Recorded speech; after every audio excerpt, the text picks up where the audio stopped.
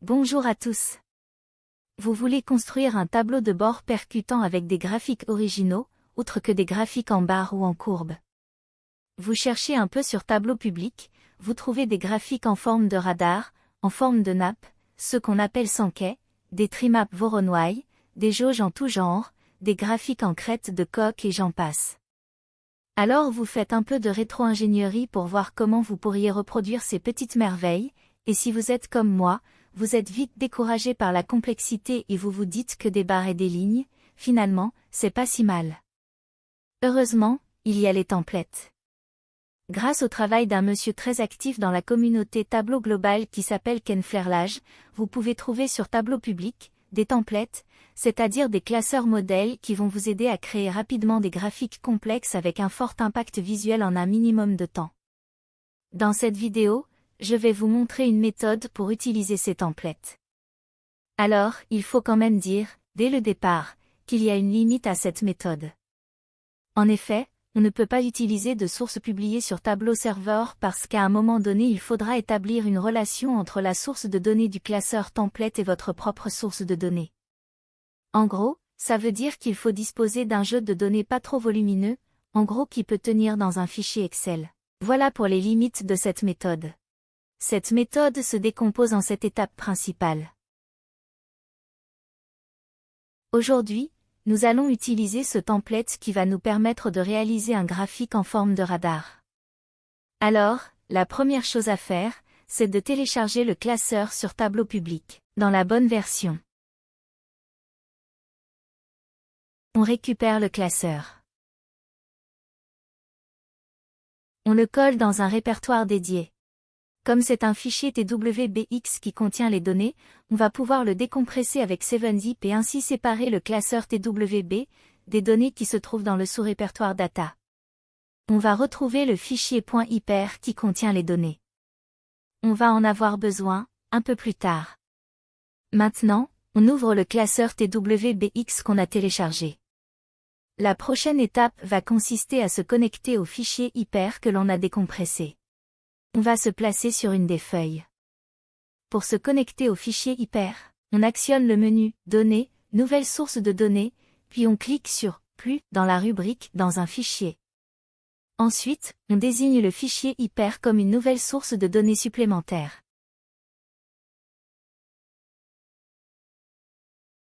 Ensuite, on retourne dans une des feuilles, pour remplacer la source de données actuelle par la nouvelle source de données branchée sur le fichier hyper en utilisant le menu « Données », remplacer la source de données. Suite à cette opération, on va avoir des champs avec des points d'exclamation rouges, voire même des pilules toutes rouges, parce que Tableau a modifié automatiquement le nom de certains champs en ajoutant le chiffre à entre parenthèses après le nom du champ. Pour corriger cette situation, on va repérer le ou les champs originaux dont le nom est suivi d'un A entre parenthèses, ici. On a un seul champ dans cette situation, on va actionner le menu contextuel, en faisant un clic droit sur le champ, puis on choisit l'option « Remplacer les références », on recherche le champ « Line » dans la liste, on sélectionne et on clique sur OK. Normalement, tous les points d'exclamation rouges et les pilules rouges ont disparu. Maintenant, on va fermer la source de données intégrée dans le classeur. Et c'est maintenant que l'on va se connecter à notre source de données, c'est-à-dire celle qui contient les données que l'on veut visualiser à la place de celle du template. On se place dans la feuille « Source de données » et on va ajouter une connexion en cliquant sur le texte « Ajouter » dans la rubrique « Connexion ». On sélectionne alors le fichier Excel qui contient nos données, ici on choisit le fichier « Exemple hypermarché ». On prend la table « Achat » et on la place sur le modèle de données.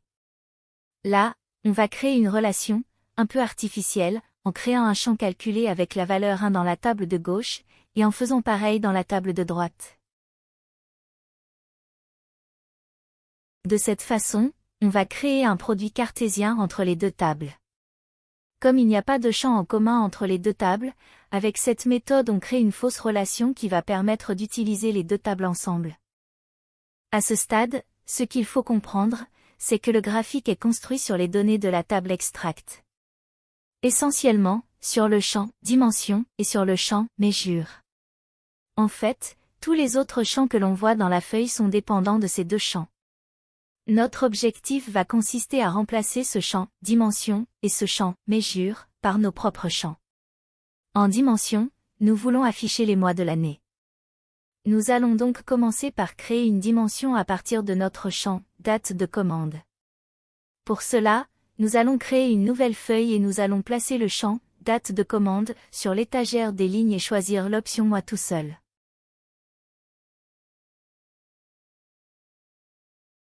On va créer un champ calculé que l'on va appeler « date de commande », entre parenthèses on va préciser date par mons, et on va faire glisser dans la formule notre pilule qui est sur l'étagère des lignes.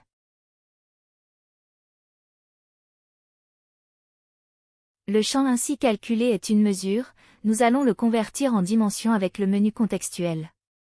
Si on clique sur l'option « Décrire » dans le menu contextuel sur le nouveau champ, on voit qu'il s'agit bien d'une dimension et on peut voir les valeurs prises par ce champ. Ici des nombres de 1 à 12 pour représenter les mois de l'année. C'est donc cette dimension que nous voulons utiliser dans notre graphique en forme de radar, pour ensuite pouvoir comparer sur différentes années, l'évolution des ventes par mois de notre hypermarché. On va d'abord supprimer la feuille 3 qu'on a créée uniquement pour nous aider à créer notre champ calculé, mois de l'année. Dans le panneau de données, on va se placer sur le champ « Dimension » et on choisit l'option « Remplacer les références » dans le menu contextuel en faisant un clic droit sur le champ. On sélectionne le champ que l'on vient de créer, « Date de commande », entre parenthèses date par mons, pour remplacer le champ « Dimension ».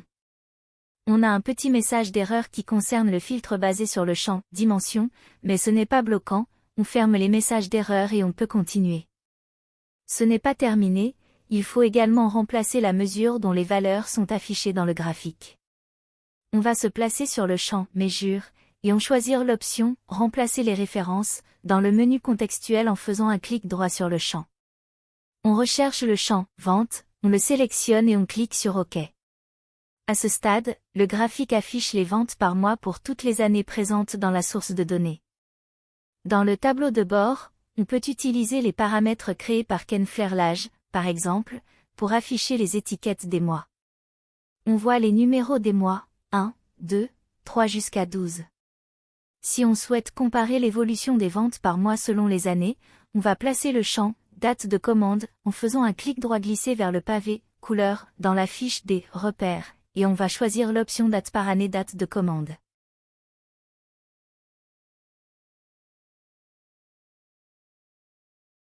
On va aussi mettre cette pilule en filtre pour pouvoir filtrer les années. On va afficher le filtre.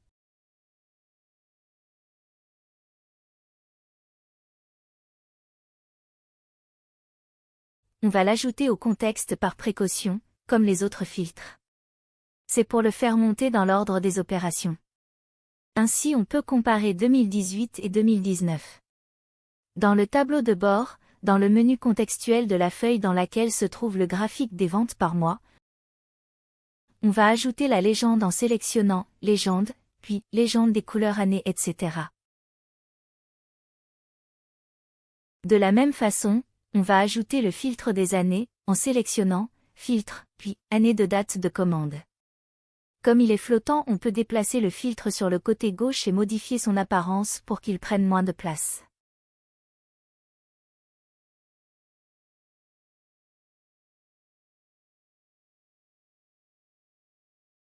Et voilà! Pour terminer, je voudrais revenir sur Tableau public. Quand vous faites une recherche avec le mot-clé « template », vous tombez principalement sur des classeurs de Ken Flerlage. Ken Flerlage a un frère jumeau qui s'appelle Kevin et qui fait aussi des templates, comme ici un template pour créer des boutons. D'autres personnes proposent également des templates, mais ceux de Ken Flerlage sont vraiment de très bonne qualité. J'ai notamment essayé le multi-level Sankey qui fonctionne très bien. Dites-moi si vous avez réussi à utiliser un template et si vous avez pu en faire bon usage. Ce type de graphique n'est pas forcément le meilleur choix quand on veut mesurer, analyser les données, mais quand on veut avoir un impact visuel ça peut être intéressant, même si c'est pour en revenir, parce qu'on se rend vite compte qu'on peut passer beaucoup de temps à régler ces visualisations même avec un modèle comme ici. Voilà, merci.